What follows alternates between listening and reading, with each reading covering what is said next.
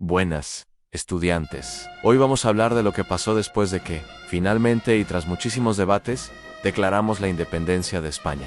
Es decir, dejamos atrás toda subordinación al Imperio Español y a cualquier otra potencia que quisiera imponernos su autoridad. Ahora bien, quiero que se imaginen esto por un momento. Se acaba de declarar la independencia, el país es libre, pero no tiene reglas, no tiene una constitución, no tiene un presidente, ni un rey, ni siquiera una forma clara de gobernarse. Entonces, el país debía elegir entre dos modelos que ya se habían implementado en otras partes del mundo. Por un lado, la república, como la instaurada en Francia y Estados Unidos. Por otro, la monarquía, que seguía siendo el sistema de gobierno en casi toda Europa. Ahora bien, la monarquía que algunos querían para las Provincias Unidas no era una absolutista, donde el rey decidía todo sin límites. Lo que proponían era una monarquía parlamentaria, es decir, un sistema en el que el rey compartiera el poder con un parlamento que limitara su autoridad y fuera el encargado de dictar las leyes de la joven nación.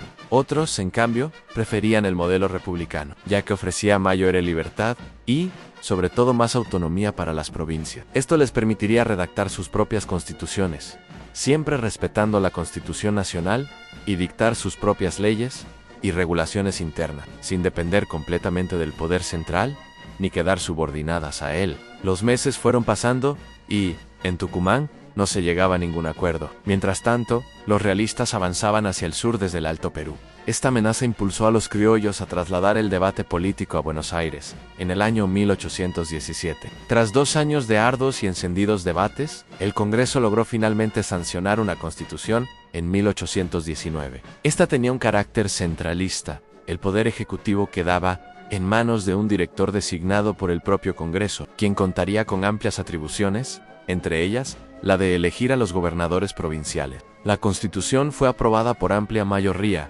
con la excepción de Santa Fe y Entre Ríos. Ambas provincias, lideradas por Estanislao López y Francisco Ramírez, rechazaron la nueva norma y lanzaron un ultimátum exigiendo su anulación. Al no obtener respuesta, recurrieron a las armas. En febrero de 1820, los caudillos se enfrentaron a las fuerzas del Directorio en la batalla de Cepeda y lograron vencerlas. Así llegó a su fin el gobierno central, iniciado en 1810. El Congreso fue disuelto y la Constitución, derogada a los tiempos de las provincias, comenzaba una etapa que los historiadores han denominado la crisis de 1820, en la cual las provincias debieron organizarse por sí mismas y gobernarse bajo la figura de un caudillo. En aquella época, la cantidad de provincias era mucho menor. Estas se fueron conformando a medida que las antiguas intendencias desaparecían o se fragmentaban. Con la caída del Directorio, cada provincia comenzó a crear sus propias instituciones, redactar constituciones, establecer leyes e implementar estructuras administrativas, judiciales y fiscales que les permitieran ejercer el gobierno. Los caudillos se convirtieron en las máximas autoridades políticas. Eran respetados en sus regiones, provenían de familias de buena posición, muchas de ellas vinculadas a la administración colonial, eran propietarios o terratenientes, con importantes fortunas, forjadas en el comercio. Además, eran admirados por el pueblo y habían participado activamente en las guerras de independencia, liderando tropas en el campo de batalla. Intentaron impulsar el progreso, promoviendo la creación de escuelas y cámaras de representantes, con legisladores elegidos por voto popular.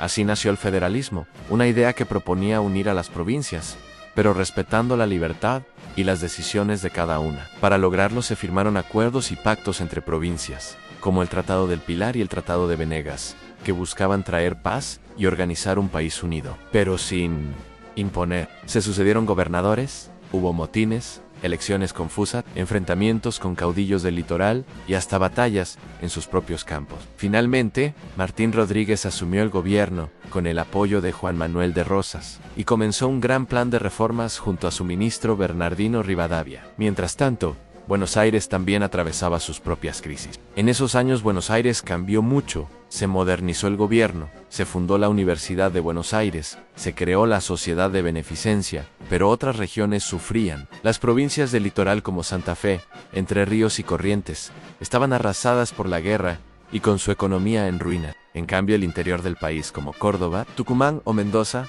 empezó a recuperarse gracias a nuevos mercados como Chile o Bolivia, y se impulsó la economía con nuevas leyes y bancos. Pero, detrás de estos avances, también hubo conflictos. Se suprimieron cabildos, se enfrentó a la iglesia y se avanzó militarmente sobre los pueblos originarios para ganar más tierras para la ganadería. Buenos Aires crecía. En medio de todo esto, estalló una guerra contra el Imperio del Brasil por el control de la banda oriental. Para enfrentarla, las provincias aceptaron crear un gobierno central y, en 1826, Rivadavia fue elegido presidente.